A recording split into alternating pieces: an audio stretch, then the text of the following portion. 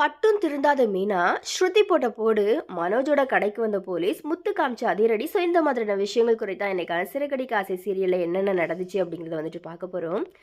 விஜயா எத்தனை முறை அவமானப்படுத்துறாலுமே இந்த மீனா பார்த்தீங்கன்னா திருந்தாம மறுபடியும் விஜயாவுக்காக பாவப்பட்டு புதுசாக சிக்கல்ல மாட்டிக்கிறாங்க. ஆனால் மீனா விஜயன் முத்துவுக்கு நேராகவே ஸ்ருதி செம்மையாக ஒரு போடு போட்டிருக்கிறாங்க. ஸோ அந்த வகையில் இந்த எபிசோடோட ஆரம்பத்தில் பார்த்தீங்கன்னா அண்ணாமலை முத்து மீனா கிட்ட மன்னிப்பு கேட்க அவங்க நீங்கள் எதுக்குப்பா மன்னிப்பு கேட்குறீங்க அப்படிங்கிற மாதிரி கண் கலங்குறாங்க. விஜயா இன்னைக்கு மாறுவா நாளைக்கு மாறுவா அப்படிங்கிற மாதிரியா நான் தான் இது வரைக்கும் பொறுமையாக இருந்தேன், ஆனால் இப்போ எனக்கு கொஞ்சம் கூட அந்த நம்பிக்கையே இல்லை. அவள் செஞ்ச தப்புக்காக நான் மன்னிப்பு கேட்குறேன் அப்படிங்கிற மாதிரி அண்ணாமலை மன்னிப்பு கேட்குறாரு.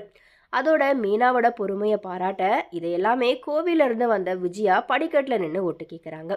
அதுக்கப்புறமா விஜயா உள்ளே வந்ததும் முத்து மீனாவை கூட்டிக்கிட்டு போயிடுறாரு. ஸோ அப்பயாச்சும் அண்ணாமலையும் விஜயாவும் பேசிக்குவாங்க அப்படிங்கிற மாதிரியா முத்து எதிர்பார்க்குறாரு. பட் அண்ணாமலை பார்த்தீங்கன்னா எதுவுமே பேசாமல் மொட்டை மாடிக்கு போயிடுறாரு. அடுத்ததாக மீனா கிட்ட முத்து வீட்டில் எல்லாருக்குமே பிடிச்ச மாதிரியா சமையல் பண்ணு அப்படிங்கிற மாதிரியா சொல்ல மீனா பூரி கிழங்கு மசாலாவை செஞ்சு வச்சுக்கிட்டு இருக்கிறாங்க. அப்போ விஜயா உள்ளுக்குள்ளே சந்தோஷமாக இருக்க போல அதான் பூரி செஞ்சுட்டு இருக்கியா அப்படிங்கிற மாதிரியா மறுபடியும் பிரச்சனை பண்ண நான் எதுவும் சந்தோஷப்படலை, நான் எல்லாருக்கும் சமைச்சிக்கிட்டு தான் இருக்கேன் அப்படிங்கிற மாதிரி மீனா சொல்லிடுறாங்க.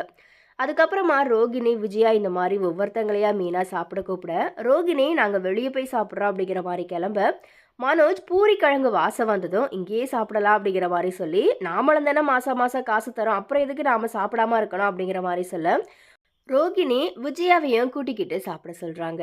அந்த நேரத்தில் சாப்பிட வந்த ஸ்ருதி நீங்கள் இன்றைக்கி சமைச்சிருக்கவே மாட்டீங்கன்னு நான் நினச்சேன், ஆன்ட்டி உங்கள் மேலே நகையை தூக்கி வீசினதுனால நீங்கள் இன்றைக்கி வருத்தமாக இருப்பீங்கன்னு நினச்சேன், ஆனால் நான் மட்டும் உங்கள் இடத்துல இருந்திருந்தா கண்டிப்பாக இந்த வீட்டை விட்டே கிளம்பி போயிட்டே இருப்பேன் அப்படிங்கிற மாதிரி சொல்ல முத்து பாத்தியா பல குரலுக்கு கூட தெரியுது, அது உனக்கு தெரியலை பாத்தியா அப்படிங்கிற மாதிரியா சொல்ல விஜயா ஸ்ருதியை பார்த்து முறைக்கிறாங்க. அதுக்கப்புறமா அண்ணாமலை வெளியே போயிட்டு வர அப்படிங்கிற மாதிரியா முத்து மீனா கிட்ட மட்டும் சொல்லிக்கிட்டு கிளம்ப விஜயா வருத்தப்பட்டு சாப்பிடாம எழுந்து போகிறாங்க. அடுத்ததா ஸ்ருதி வேலைக்கு கிளம்ப மீனா வீட்டில் நடக்கிற பிரச்சனைகளை உங்கள் வீட்டில் யாருக்கிட்டையே சொல்ல வேண்டாம், அதனால் அத்தைக்கு அவமானம் ஆகிடும் அப்படிங்கிற மாதிரியா சொல்ல ஸ்ருதி தப்பு யார் பண்ணாலும் தப்பு தான், ஆனால் உங்களுக்காக இந்த விஷயத்த நான் வீட்டில் சொல்லாமல் இருக்கேன் அப்படிங்கிற மாதிரி சொல்ல இது எல்லாத்தையுமே கேட்டுக்கிட்டு இருந்த விஜயா பணக்கார திமிர் இந்த ஸ்ருதிக்கு அப்படிங்கிற மாதிரியா ஸ்ருதியை திட்டிக்கிட்டு இந்த மீனா இப்போ நமக்கு நல்லது பண்ணினாலா இல்லை ஸ்ருதிக்கிட்ட நல்ல பேர் வாங்குறதுக்காக இப்படி பேசினாலான்னு தெரியலையே அப்படிங்கிற மாதிரியா யோசிச்சுக்கிட்டு இருக்கிறாங்க.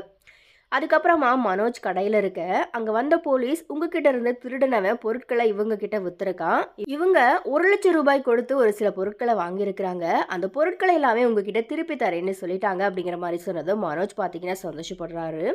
ஆனால் அதுக்கான பணத்தை நீங்கள் கொடுக்கணும் அப்படிங்கிற மாதிரி போலீஸ் சொன்னதும் மனோஜ் பார்த்தீங்கன்னா அதிர்ச்சி ஆகிறாரு. அதுக்கப்புறமா ரோகிணி அந்த பணத்தை நாங்கள் தந்துடுறோம் அப்படிங்கிற மாதிரியா வாக்கு கொடுக்குறாங்க. அதுக்கப்புறமா மனோஜ் பணத்துக்கு என்ன பண்ண அப்படிங்கிற மாதிரி கேட்க ஜீவா கொடுத்த பணத்தில் மிச்சம் கொஞ்சம் இருக்குல்ல, அதை முத்துவுக்கு 2 லட்சமோ இவங்களுக்கு 1 லட்சமோ கொடுத்துடலாம், இப்போதைக்கு இந்த பிரச்சனையை தீர்த்து பார்க்கலாம் அப்படிங்கிற மாதிரியா ரோகிணி பார்த்தீங்கன்னா ஐடியா கொடுக்குறாங்க. அதை தொடர்ந்து அண்ணாமலை வீட்டில் புத்தகத்தை தட்ட அப்போது அதில் இருந்த தூசியால் அவருக்கு இருமல் வந்துடவும் விஜயா ஓடி போயிட்டு தண்ணீர் கொண்டு வந்து கொடுக்குறாங்க. பட் அண்ணாமலை பார்த்தீங்கன்னா அதை குடிக்காம டைனிங் டேபிளுக்கு போயிட்டு அவரே தண்ணி எடுத்து குடிக்கிறாரு. உடனே கோவப்பட்ட விஜயா ரூமுக்குள்ளே போயிட அண்ணாமலை பார்த்தீங்கன்னா சோஃபாவில் உட்காந்துக்கிட்டு யோசிச்சுக்கிட்டே இருக்கிறாரு. ஸோ இப்படியா இந்த எபிசோட் பார்த்தீங்கன்னா முடியுது. ஸோ எனிவே இது குறித்த உங்களுடைய கருத்துக்கள் என்ன அப்படிங்கிறத மறக்காம கமெண்ட்டில் ஷேர் பண்ணுங்கள்.